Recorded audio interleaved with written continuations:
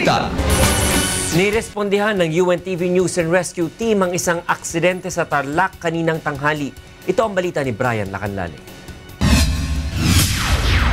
Nagtamo ng mga gasgas sa iba't ibang bahagi ng katawan si Gilbert Nino, 20 anyos, matapos siyang sumalpok sa isang kotse sa bahagi ng MacArthur Highway sa Tarlac City pasado alas 12 kaninang tanghali. Depensa ng driver ng kotse na si Janet Luge, pa-U-turn siya sa kalsada nang biglang sumalpok sa tagiliran ng kanyang sasakyan, ang motorsiklo ni Nino.